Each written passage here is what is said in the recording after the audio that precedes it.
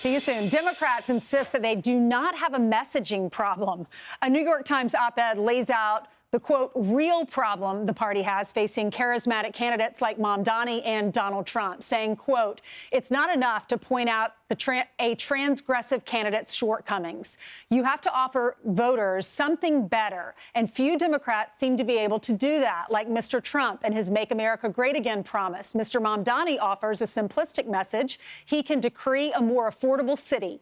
Even if Mr. Cuomo or Mr. Adams had a coherent message to offer, they would make selling it harder just by being themselves. Here to react is the host of the Katie Miller podcast, Katie Miller herself. Hey, Katie. Hi. Hi. Congratulations on the podcast. We'll talk about that in just a minute. Can you believe this? The Democrats say that they do not have a messaging problem. What about the fact that they want men to play girls' sports? They want open borders. They don't support Donald Trump's crime crackdown. So is this a winning strategy, Katie? We saw in 2024 when President Trump resoundingly won the election that our country rejected this radical extremist ideology, right? They don't want transgender ideology in their schools. We don't want open borders. We saw voters reject that and vote for President Trump. We saw among suburban women that gap closed because they also wanted, they don't want their children become these vampires that Democrats are so pushing on every single one of our children. Yeah, where are the moderate voices? Because the loudest voices I'm hearing are Mamdani or AOC, Jasmine Crockett, the Squad. Where are the John Fettermans of the party?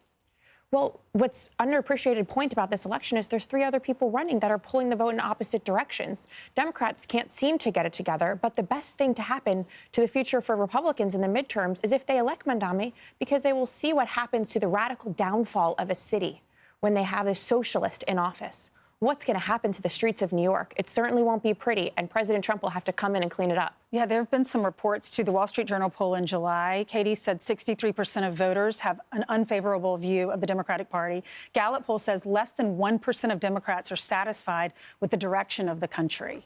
That's pretty scary if you're a Democrat, right? Incredibly scary. It'll be the fastest downfall to a national party if they elect him. What's going to happen when they put in these radical policies in place and we see this experiment on large scale in one of our premier urban cities in the United States?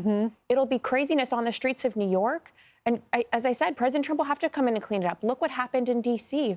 Within days, he was able to get a city that was unsafe, safe once again, and allow women and children back onto the streets to be able to play with their kids without fear of being carjacked. That's what's going to happen in New York City if Mamdani is elected. Yeah, we saw a lot of people leaving the Democratic Party, more people going to the Republican Party, if you look at the numbers of registered voters.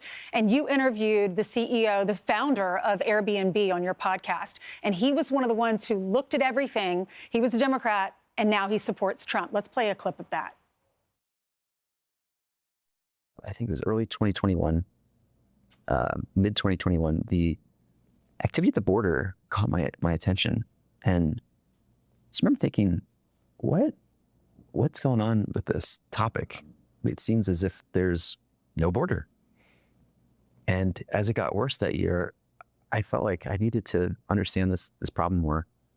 So I reached out to my friends, largely on the Democratic side of the House, at all levels, from the highest level all the way down, and eventually came to the point where I don't think I can support, a political party that wants to have an open border, that lets in, criminals and dangerous people in their country. That's not something I can get behind.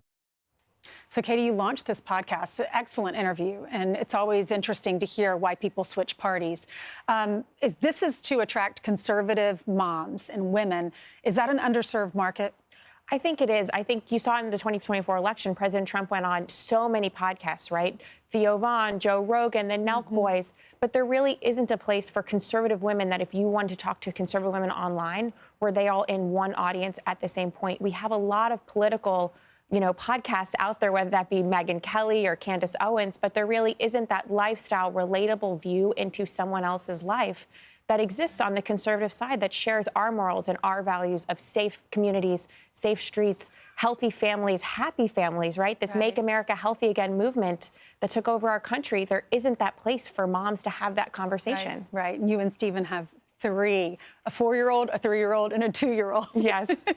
Thank you so much. Congratulations on all your success and the new podcast. I'm Steve Doocy. I'm Brian Kilmeade. And I'm Ainsley Earhart. And click here to subscribe to the Fox News YouTube page to catch our hottest interviews and most compelling analysis.